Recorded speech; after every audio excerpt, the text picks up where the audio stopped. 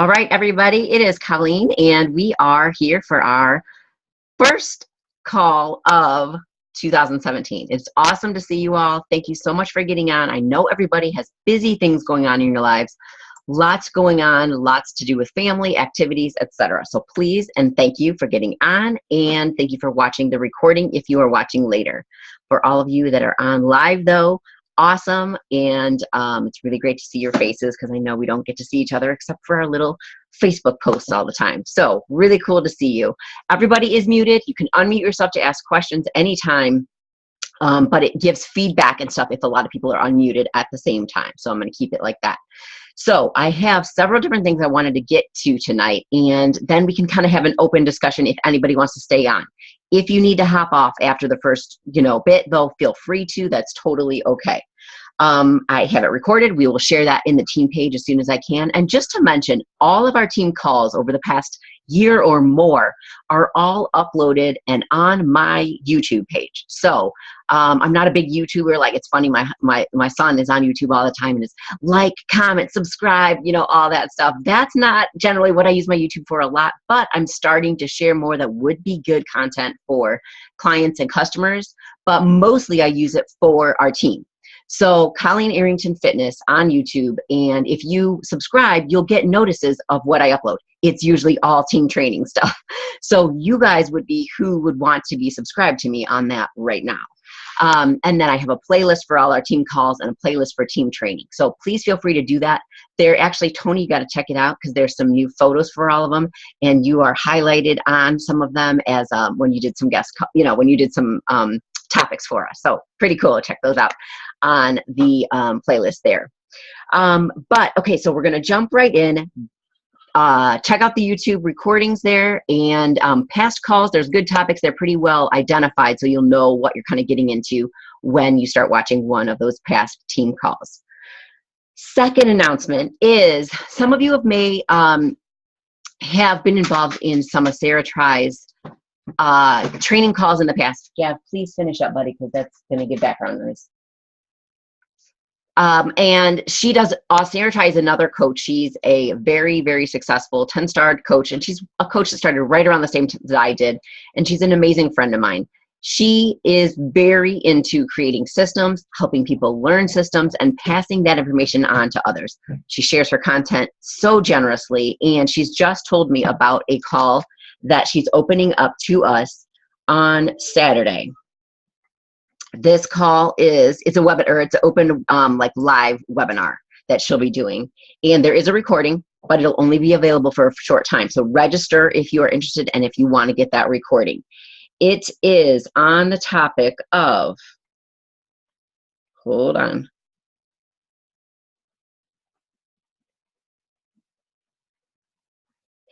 Topic of 2-hour workshop this Saturday on creating your 6-month strategy. So some of us are really working on making our plans for the next 3 months, maybe looking ahead to the next 6 months. So this may be really, really good for you if you're like, okay, I'm looking at the year ahead.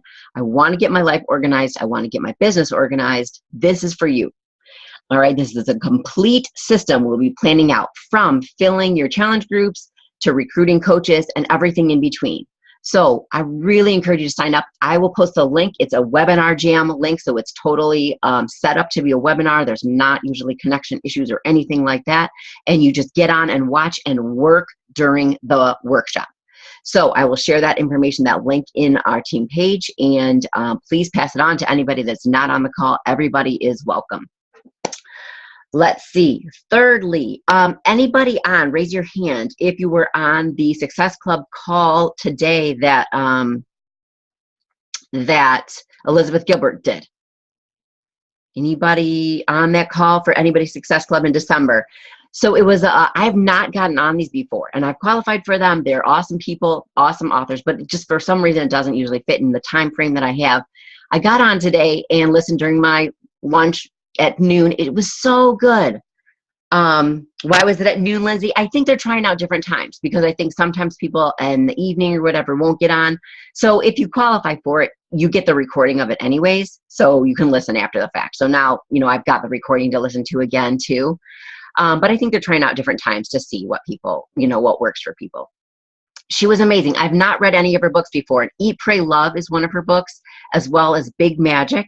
And she was so amazing. She really was. And I wanted to share a few of my takeaways from that tonight and help you guys think a little bit into these calls. And what we're doing is really about inspiring all of you to go out and inspire other people.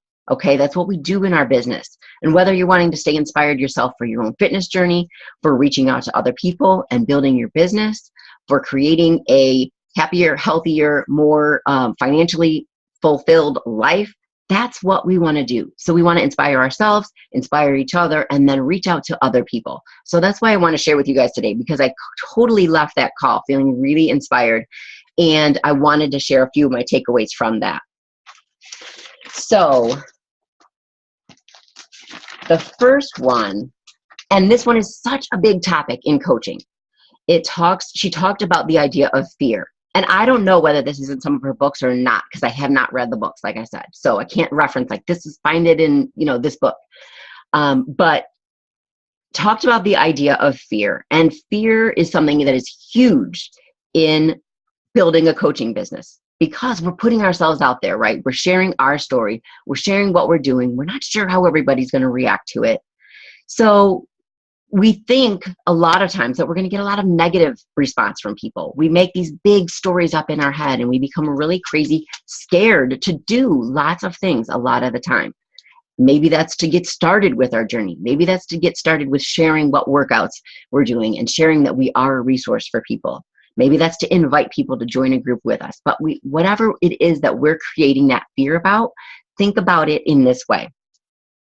So she talked about the idea of fear, and that fear is allowed to be on the ride with you. So if you think of yourself, and I was thinking this today as I was finished listening to her, finished up my work, and then went to get my kids, I was going to get a picture of myself in the car, because she talked about the idea of fear could be with you on that ride in your car, but it gets to take a back seat. It doesn't get to be in control of where you're going and what you're doing. So she's an author, she's an artist. She talked a lot about curiosity and creativity, which is what we need in this business. We need to be creative with what we do, with what we share, with how we post. And a lot of times fear right here stifles that creativity and that curiosity for us to learn. So she said she would even stop herself and engage in a conversation with fear and just say, hey, you know what? Here's what curiosity and creativity and I have going on. This is what we're doing. This is the plan that we have. What's your plan? And like she was having this conversation with fear, this piece of fear in her car with her or in her life, and be like, what do you have to offer? Because most of the time fear has nothing to offer, and it's all about squelching whatever. It's basically about shutdown, and we stop whatever we're doing, whatever we're posting, whatever we're inviting to. We just stop. So I really love that idea of just like, what do you have to offer? What's your plan? Because usually there's none. Fear doesn't have one. So I'm going to go with curiosity and creativity and whatever I have thinking about and going on over here. So I really love that one. I want to share that one with you. And then the next one is, she talked about an ancient Hindu quote, and I looked it up later. It's from Bhagavad Gita. And it is better to live your own life imperfectly than to live a perfect imitation of someone else's. And this is so big in coaching, because you may be coming on as a new coach or as a coach just getting your feet wet and maybe looking at things that I might post or that Tony might post or that Lindsay posts or that Janelle Summers or Melanie Mitro, our top coach in the network. And you may not even know those names yet. And that's okay if you don't. But you may be seeing all these other coaches and thinking how successful they are. Oh my gosh, I can't post like them. How can I be like them? You don't have to. So live your life and be your imperfect self instead of trying to be the perfect representation of my life or someone else's, another coach's life that you see. And I think that was so relevant, because nobody connects to that. Nobody connects to somebody trying to be like someone else. They connect to you and your real self. So as you get into coaching and are putting yourself out there, just own it. Own your imperfect self. And we have some coaches on our team who are amazing at that and sort of laugh at themselves. And it's just so great to see that realness from everybody. So don't be afraid to be you. Be real. And let's see. The last takeaway that I wanted to share from her was about, hold on one second. Talked about the idea when she was a struggling writer, pretty young, working several jobs.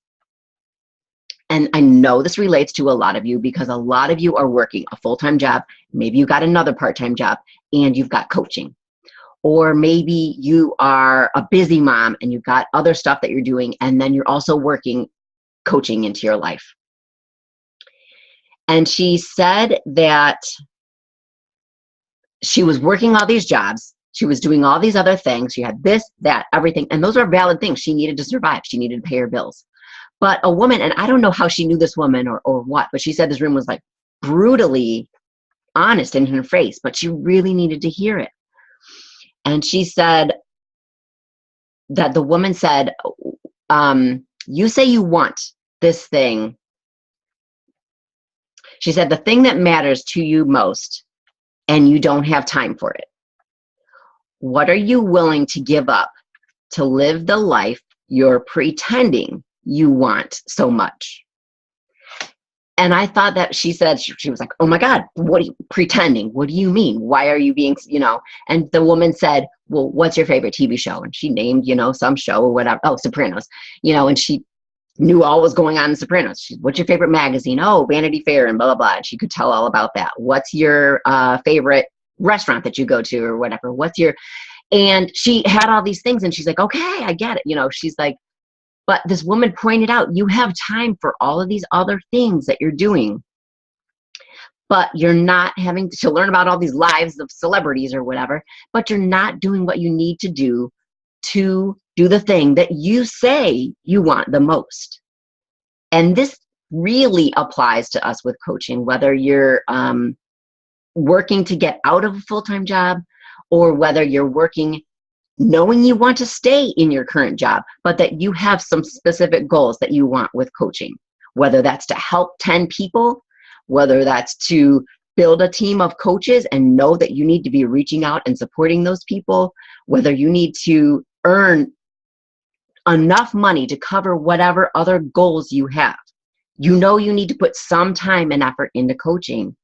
And we have all of these other things that we say we're so busy with. Some of them are very valid and important, but maybe they're 10 different things that we do at our kids' school. Maybe they're 10 different committees that we're on. And not every single one of those things is so important to us that we can give up our time that we could spend on coaching and reaching out to new people and connecting to people. And this really hit home with me as well, because there are things that I do spend time on that are not as important to me as coaching or as building my future for my family. And I know I need to be much more focused with the time that I spend and set aside those things. Those things are no longer a priority. And I really need to identify. And this was really cool that she mentioned that a lot of times women, we want to help with everything. We want our hand in everything because we think we need to. We think we need to help everyone. And she really talked about identifying at some point, there's maybe 4 things that matter that much to us. Maybe it's our kids, maybe it's our marriage, maybe it's our job, and maybe it's something else that we do on the side, whether that's coaching or another job, another thing that is very, very important to us. And so we don't have to say yes to every single thing that people ask us, because those things are meaning we're saying no to our family or to our coaching and our future with that. And we need to realize it's okay to say no to certain things because we're busy building our future. And I want you to think about that as we kick off this year. That what are the things that you're saying yes to? And does it mean that some of those things you're saying yes to are really meaning you're saying no to your kids' future, to your family, to time with your spouse, to maintain that? And that's a priority for me. That's big. I maintain my marriage really big because we need to be strong so that that I can be strong for my kids. And we need to be strong so that I can count on my husband to help with the kids, like right now, putting them to bed while I do a call, while I do something for work. That's a priority too. So I really encourage you to think about, what are you saying yes to? And what are you saying no to if you're saying yes to too many things? Okay, so there's so many things that we could talk about regarding vision and the year ahead. And I want you to kind of narrow it down to, what are the things that you want to say yes to? And what does that mean you may need to start saying no to create what you want? Okay, so we're going to transition then to the next thing. So John, I'm going to look at the chat here. And John said, totally agree. For me, it has gone in stages. No time to work out, you found it. No time to meal prep, you found it. No time to pack a lunch, you found it. So you create that time. And sometimes that means saying no to other things. And for me, scrolling, I work on Facebook. I spend so much time on Facebook. I know we all do if we're really working a coaching business, but it needs to be focused time. And there's times when I'm like scrolling along and I'm like, what? This is not focused work time. This is, what's everyone up to? That time needs to go. And sometimes I'm really, really good about it because I've reeled it in, and I sometimes notice myself drifting back into that. No. And I'm really, really, like, I'm saying this to you guys. I want you to hold me accountable. I'm saying it on my public posts. Organization, time management, focus, priorities. That's my goal right now. That is my focus. It's what I'm all about. I need to do it. Some people would be like, Colleen, how are you not? I need to do it still more. I need to keep doing it. So it's definitely, it's about priorities and really truly, I mean, sometimes I know this might sound bad, but every single family party, yes, it's family, but every single family party, and if some people are from really big families and you have lots of kids' birthdays and lots of kids, everything, even saying no to that sometimes is necessary. And I don't mean say no to family all the time and work your business. That's not it. But you really do have to think about, did you see them last weekend? Are you going to see them next weekend? Do you have to see every single time? Do you have to say yes? Just think about it. That's something for me. It's had to be a big thing. It's had to be something that I decided. And sometimes we say yes and sometimes we say no. And I don't feel guilty about it. You don't need to feel guilty about it. It's your priorities. It's your life. It's what you're creating for your life and your family. Okay. So any questions about any of that, about her, about the webinar today?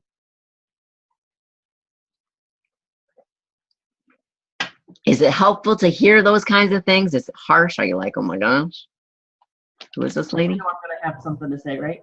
I want you to. Go, girl. First of all, I'm so excited to see so much of my team on. Hey, guys. But anyway, no, I was, and I don't know if you guys saw it, but Jackie, I would have totally missed it if Jackie hadn't posted it, but Sagi and Barbie, was it like last week, I think it was, they posted their team Zoom chat on their Facebook page. They did it as a Facebook Live.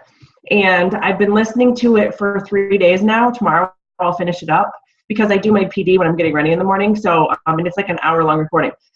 But what he was talking about sort of goes along the lines with the, now I didn't watch the call today because I was at work.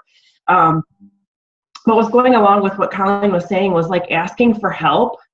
And so what he was doing on this call, and I felt really bad because he was totally like putting people on the spot, but he was asking them like, what are you and what are you not? And once you figure out what you are and what you are not, then you figure out who you really are.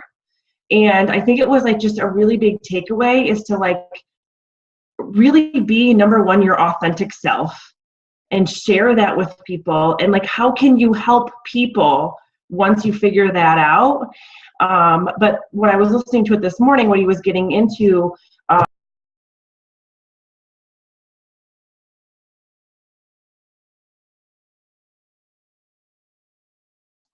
Wait, somehow you muted yourself, Lindsay. Oh, sorry.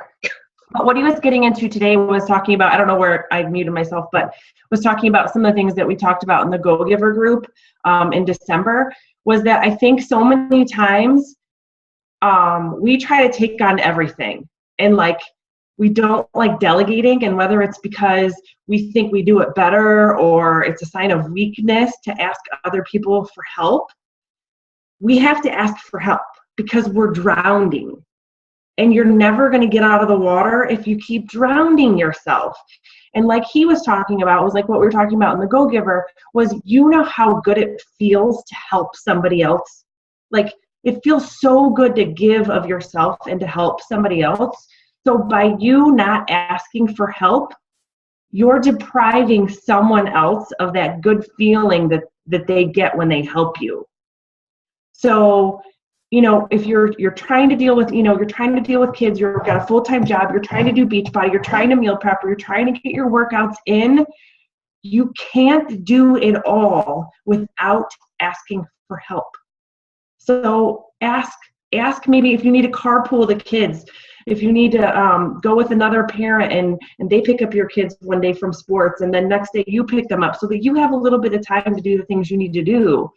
Or maybe you ask your husband to do laundry because that gives you 20 minutes to do some of the other things you need to do. But don't be afraid to ask for help, I think was just sort of the big takeaway of that. And then just talking about the fear. Okay, I was laughing when Colleen was talking about it because for those of you that are new, like 4 years ago, before I started Beachbody, I didn't post on Facebook, right? And if you guys saw my Facebook post yesterday, I put a picture of my butt in these skin tight pants because I've gained like 25 pounds since starting night shift, right? And so to think that 4 years ago I would be here today doing that, no way in a million years would I ever have thought that. But you grow so much in this process. And it's funny because we were actually talking about it at work today, and I just met these people like 2 weeks ago because I just started a new job, right? And they were laughing about it. I was like, you know what? I'm like, the reason why I do this is because I post a lot about fitness and nutrition, and I don't want people to think I'm perfect because I'm not. I want people to be able to relate to me and to relate to my struggles and see that just because I'm a coach doesn't mean that I don't fall down, doesn't mean that I don't eat on the holidays, doesn't mean that I don't have to pick myself up again. And so when you're posting, put you out there, put the real you out there. And that's what's going to connect people. I cannot tell you how many messages I got today because of that post. I have got at least 6 people that I've got on the list. 1, 2, 3, 4, 5, 6, 7 people I've talked to today because of that post. Those are people that reached out to me, not people that I reached out to. So when you're posting, I want you to think, I'm not trying to sell someone. I am trying to inspire someone. Another thing to think about is that my page now, there's some things you need to think about when you do this, but my page is set to public, so anyone can see my page. So I'm getting a lot of traffic lately from people that I don't know because other people are liking my posts or sharing my posts, and then their friends are seeing it and then messaging me or commenting on my posts. So I know it can be scary to put your Facebook page public, but I got message requests from people today that I didn't know. And then I friend requested them and we continued our conversation. I've literally spent the last 30 minutes before I got on this call tonight catching up with someone that I didn't know and talking about life and kids and where they work and all these sorts of things. So don't be afraid to put it to public. Yes, you do have to think a little bit about what you post and what you're sharing. But remember, the more people that see your post, the more people you can inspire. And that's really what this business is all about. One last thing and then I'll stop. But what I've been doing lately that I thought that has been really, really helpful that you guys might want to try is that I have been posting every morning something, either my workout, a motivational quote and why it means something to me, Or if you haven't noticed, now I don't know much about the new Facebook algorithms, but if you've noticed in Facebook, everybody's sharing videos, recipe videos, inspiring videos, funny videos, all kinds of stuff. They've been doing wonderful on my page. Facebook algorithms, the more people that comment, like, or share your posts, the more people will see your posts, all posts. I've been getting a ton of shares, a ton of new likes, and a ton of traffic on my page. So that's just a tip. I would try it because it's been working pretty well. All right, I'm done. You got to get it up early. I mean, you got to get it up early. If I get it up 7:30, I'm getting nothing on it. If I'm putting it up at like 5:30, between 5:30 and 6:30, I'm hitting enough people before they hit to work, before they get in the shower, that they're seeing it. If I get it up any later than that, I'm not getting the traffic on it. So time is a big deal too. Interesting. Yeah, I think that's probably like people like first getting up. Okay, look at my phone. Okay, now I get ready for my day, and I don't look at it for a while. So right. Yeah, that's good to notice. Okay, anything else? Any other questions about any of that? Anything that I talked about? Nope. So we're kind of covering a lot of different topics. Sometimes our calls are very focused and we talk about one thing. Sometimes they're open and we have sort of a question and answer, just sort of free-for-all discussion. Other times we kind of talk back and forth with each other and catch up and connect on things. So if this is your first call, or if you've only been on like one call before and it was way different and you're like, wait a minute, what? They're all different. So we do a lot of different things on our calls because lots of people have different things. Some want that interaction. Some just want to get on and listen. Some like are freaked out by their head moving around on a screen, or, you know, so whatever you are, hopefully we'll meet your need at some point in our calls throughout the month. I'm going to announce this now. 2 weeks from now is our next call, and that one's going to be an invite party. Okay. So we did that in beginning of December, I think. And that's where we get on and we just work together, and I'll help you kind of work through inviting people while we're on and chatting together. So it's a kind of a work call, 30 minutes, focused inviting, and they're kind of a lot of fun. And it sort of makes you get in a routine, you get in the flow with it, and you just copy paste, familiarize it a little bit for that person that you're having a conversation with, and send. Okay, so that'll be fun. We'll do that in a couple of weeks. So hopefully you'll get on that night and be a part of that. Last thing I want to talk about, and this is really good for new coaches, but also for those who are like re-engaging with putting your story out there. And like Lindsay said, showing your real self and being real. It was almost like crazy. I don't believe in coincidences. I believe in co-occurring incidences. And it happened today as I was thinking about what I wanted to share with you guys and how we help new coaches to get started with sharing their story. I got an email from one of my favorite mentors ever. And it was titled, Does anyone want to hear your story? I do. And I was like, oh my gosh, what? So I wanted to give, and he's the most amazing storyteller ever. So I will always be striving to be like him. But he is, his name is Barry Neil Kaufman. He has an amazing Facebook page. Love him. He is the founder of the Sunrise Program, which you may have heard me talk about before regarding my son and regarding our autism program. But he also leads with his wife and a staff of his personal development programs, week-long programs that tons of people go to. And so he's all about helping people to live a happier life, a more fulfilled life, and creating happiness in your own life. So he's an amazing guy. Love him. He's an author. But he said, who wants to listen to you tell your story? I do. And he said, everyone has a wonderful story to tell about whom they are and the events of their lives. How do you tell your story so people can understand and feel excited to listen? So I've been working on telling my story, and I'm not perfect at it. I have definitely improved. I've gone back to like really old videos that I've watched of myself, and I'm like, hi, I'm Colleen Arrington, and I want to share with you. And I'm like, oh gosh, wow. I've come a long way, at least in how I can be expressive on video and how I can share information. but I'm still working on a few things, one of them being succinct. Okay, so the ingredients of a compelling story. Number one, there's a beginning, middle, and end. Don't overtalk. Okay, so this would be in a post. It could be in a post. It could be in a face-to-face interaction of sharing with somebody. What are you up to now? Well, I became a coach, and this is what I'm doing. Or it could be in doing a video on, Facebook Live, sharing a video in a group, any way of sharing your story. Okay, so beginning, middle, end. Don't overtalk. Number two, be personal with specific details about you. Okay, so that people can relate to those details. Like Lindsay said, gaining weight, working night shift, having a big, throw it up, having a big, I did. I mean, she's gained this big butt, and some people love her big butt now, right? Some are like, don't lose the big butt, but like they can relate. It was a badonkadonk. Yeah, she did say badonk.